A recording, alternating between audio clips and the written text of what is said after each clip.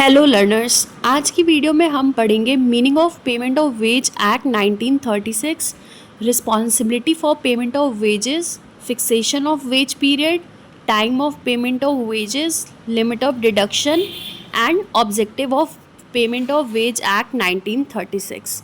तो चलिए स्टार्ट करते हैं आज की वीडियो। तो सबसे पहले हम पढ़ेंगे meaning of payment of wage act 1936। Payment of wage act मतलब होता क्या है। तो payment of wage act guarantee wages on time and without any deduction except those authorised under the act. Payment of wage act guarantee करता है कि workers को wages time पे मिले और मतलब कोई भी डिडक्शन ना हो, केवल वही डिडक्शन हो जो एक्ट के अंदर एथोराइज्ड की गई हो। These are provide responsibility for fixation of wage period, time and mode of payment of wages, permissible deduction। ये एक्ट रिस्पॉन्सिबिलिटी लेता है for fixation of wage period को फिक्स करने का, टाइम और मोड क्या होगा पेमेंट ऑफ वेजेस और क्या क्या डिडक्शन होनी चाहिए, ये एक्ट के अंदर डिस्क्राइब होता है। This act is applicable to employ whose wage not exceed 24,000 per month for that wage period. ये केवल उन एम्प्लॉयज़ पे एप्लीकेबल होता है जिनकी मतलब मंथली वेजेस 24,000 पर मंथ से ज़्यादा ना हो। Rules for payment of wages, इसमें सबसे पहले आता है responsibility for payment of wages. कौन कौन रिस्पॉन्सिबल है पेमेंट करने के लिए वेजेस के। तो फैक्ट्री में मैनेजर रिस्पॉन्सिबल होता है। इन इंडस्ट्रियल और अदर इस्टेब्लिशमेंट्स में पर्सन रिस्पॉन्सिबल फॉर सुपरविजन, वो पर्सन जो रिस्पॉन्सिबल है सुपरवाइज करने के लिए, वो रिस्पॉन्सिबल होता है वेजेस पे करने के लिए। इन रेलवेज़ में person nominated by railway administration for specified area, person जो नॉमिनेट किया जाएगा रेलवे एडमिनिस्ट्रेशन के द्वारा वो रिस्पॉन्सिबल होता है for payment of wages. In contractor, person designated by contractor, person जो डेजिग्नेटेड किया जाएगा कॉन्ट्रैक्टर के द्वारा वो रिस्पॉन्सिबल है for payment of wages. If he fails, person employed is liable to pay. अगर जो पर्सन डेजिग्नेटेड किया गया कॉन्ट्रैक्टर के द्वारा अगर वो वेजेस नहीं दे पाता है तो पर्सन जो एम्प्लॉय किया गया होगा वो लायबल होगा वेजेस को पे करने के लिए। Fixation of wage period, wage period कैसे फिक्स्ड होता है। Wage period should not exceed 30 day, कोई भी वेज पीरियड 30 दिन से ज़्यादा नहीं होना चाहिए। वर्कर्स को 30 दिन के अंदर ही अंदर उनके वेजेस मिल जाने चाहिए। Veg can be paid daily, weekly, monthly, fortnightly only.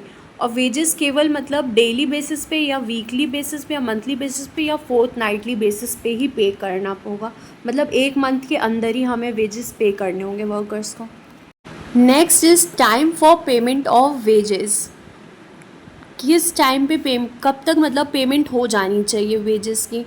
In railway और इंडस्ट्रियल और अदर इस्टेब्लिशमेंट में if there is less than 1000 employ, payment before expiry of 7 day after last day of wage period. अगर मतलब railway industry या कोई और establishment में अगर 1000 एम्प्लॉय से कम है तो payment before expiry of 7 day, 7 दिन से पहले ही हमें वेजेस उन्हें दे देने होंगे अगर 1000 एम्प्लॉय से कम है।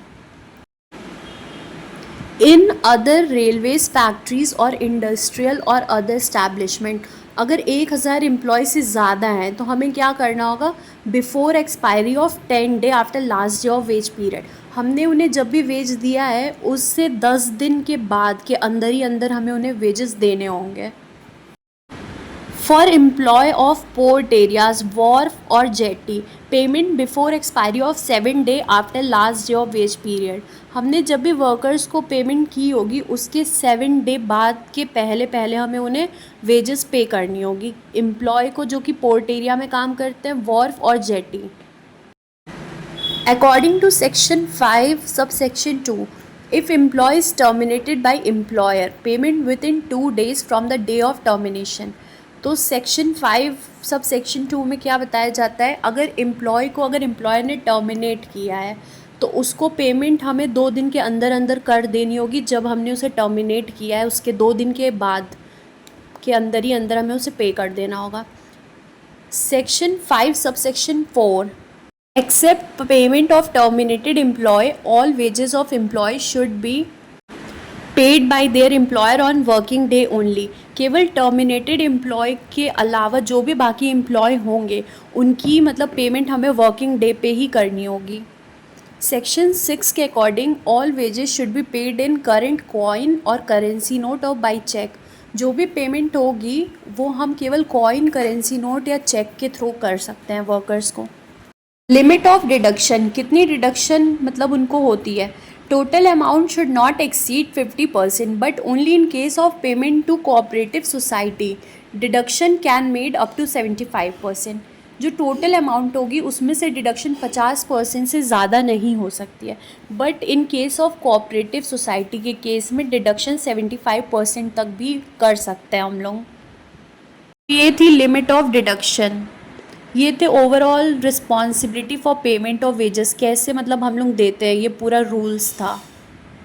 नेक्स्ट टॉपिक है हमारा objective of payment of wages. Payment of wages act बनाने के मेन मोटिव क्या है, ऑब्जेक्टिव क्या है। तो इसमें पहला पॉइंट है to protect minimum wages to workers. इसको बनाने का मेन मोटिव क्या था कि मतलब वर्कर्स को मिनिमम वेजेस तो मिले ही मिले, उनका एक्सप्लॉयटेशन ना हो।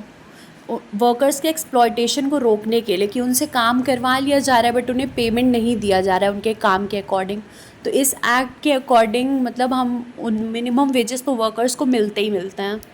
To empower government to take steps for fixing minimum wages and also revising it. ये गवर्नमेंट को एम्पावर करता है कि वो स्टेप्स ले कि मिनिमम वेजेस कितने होने चाहिए वर्कर्स को, और उसको टाइम टू टाइम रिवाइज भी करते रहना चाहिए।